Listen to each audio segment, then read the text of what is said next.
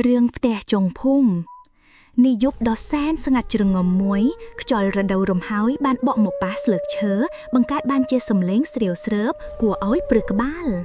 នៅចុងភូមិដាច់ស្រយាលមួយមានផ្ទះឈើមួយក្នុងដែលគេបោះបាំងចោលជាយូរមកហើយអ្នកភូមិមិនហ៊ានដើរកាត់ទីនោះពេលយប់ជ្រៅទេព្រោះតែល្បីថាមានព្រលឹងខ្មោចស្រីម្នាក់នៅចាំផ្ទះនោះមានយុវជនម្នាក់ឈ្មោះរិទ្ធីដែលទៅតែមកដល់ភូមិនោះដើម្បីសួរសុខទុក្ខជីដនរិទ្ធីជាមនុស្សមិនជឿរឿងខ្មោចព្រៃបីសាយប៉ុន្មានទេហើយតែងតែគិតថាវាជារឿងប្រឌិតសម្រាប់បន្លាចក្មេងៗតែប៉ុណ្ណោះល្ងាចមួយនោះបន្ទាប់ពីហូបបាយរួចជីដូនរបស់គាត់បានហាមគាត់មិនឲ្យចេញទៅក្រៅយប់ជ្រៅជាពិសេសគឺគុំទៅចិត្តផ្ទះជុំភូមិនោះចៅអើយយប់នេះគុំចេញដើរទៅណាផ្ដេសផ្ដាណាជាពិសេសផ្ទះជុំភូមិនោះមានគេល្បីថាមានខ្មោចឡងសាហាវណាស់ចៅយាយកុំបារម្ភអីខ្ញុំមិនជឿរឿងអត់នឹងទេទោះជាជីដូនហាមយ៉ាងណាក៏ដោយសារតែចង់ដឹងចង់ឃើញនិងចង់បង្ហាញថាខ្លួនមិនខ្លាចរិទ្ធីក៏សម្រេចចិត្តលុបចេញពីផ្ទះនៅពេលដែលជីដូនគាត់ចូលដំណេកលក់បាត់ទៅគាត់ដើរសំដៅទៅផ្ទះចុងភូមិនោះតែម្នាក់ឯងក្រោមពន្លឺព្រះច័ន្ទជាជំនួយនៅពេលដែលរិទ្ធីដើរទៅជិតដល់ផ្ទះនោះខ្យល់ហាក់ដូចជាកាន់តែត្រជាក់ហើយបរិយាកាសក៏កាន់តែស្ងប់ស្ងាត់ខុសពីធម្មតាសូម្បីតែសំឡេងសត្វល្អិតយំក៏មិនឮដែរផ្ទះឈើនោះឈើយ៉ាងស្ងៀមស្ងាត់ហាក់ដូចជាកំពុងតែរងចាំអ្វីមួយយ៉ាងទ្វាររបងរលាកតិចតាមកម្លាំងខ្យល់បង្កើតបានជាសំឡេងក្រោះលួចគួរឲ្យព្រឺឆ្អឹងខ្នងរិទ្ធីលេបទឹកមាត់រួចក៏ដោតចូលទៅក្នុងរបងគាត់ឈរនៅមុខទ្វារផ្ទះដែលបិទជិតគាត់មានអារម្មណ៍ថាដូចជាមានភ្នែកច្រើនគូកំពុងតែសម្លឹងមើលគាត់ចេញពីក្នុងភាពងងឹតភ្លាមនោះគាត់ក៏ស្រាប់តែឮសំឡេងខ្សោយចេញពីក្នុងផ្ទះដូចជាសំឡេងមនុស្សស្រីកំពុងតែខ្សឹបខ្សៀវ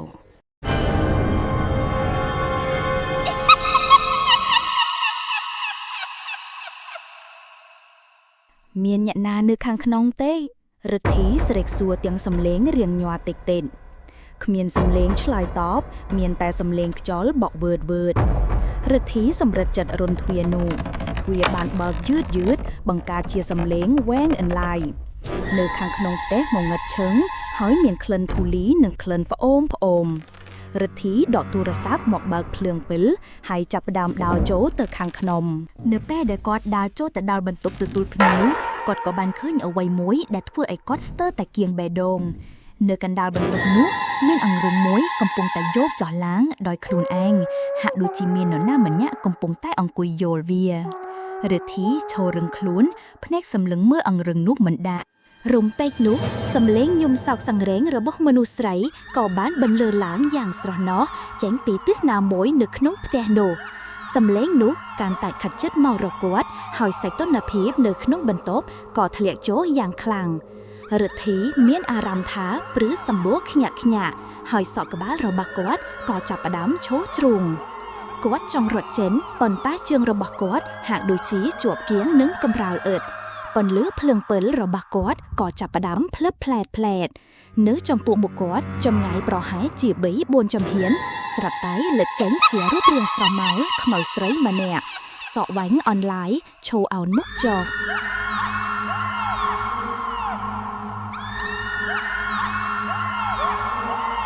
រិទ្ធីស្រែកឡើងទាំងខិតភ័យហើយក៏ដួលទៅលើអ៊ឹតគាត់ប្រឹងក្រោកខ្លាំងវិញតាំងត្រដាប់ត្រដួលហើយរត់ចេញពីផ្ទះនោះឲ្យលឿនបំផុតតាមដែលអាចធ្វើទៅបានដោយមិនទាំងហ៊ានងាកក្រោយមើលឡើយគាត់រត់មកដល់ផ្ទះជីដូនទាំងដឹងហុកដឹងហើមញាប់ស្អែកមកឡើងស្លែកស្លាំងជីដូនគាត់ដែលភ្ញាក់ដឹងខ្លួនដោយសារសំឡេងរត់របស់គាត់ក៏បានសួរនាំទាំងបារម្ភរិទ្ធីរៀបរត់ប្រាប់រឿងគ្រប់យ៉ាងដែលគាត់បានជួបប្រទះជីដូនគាត់ដកដង្ហើមធំហើយនិយាយថា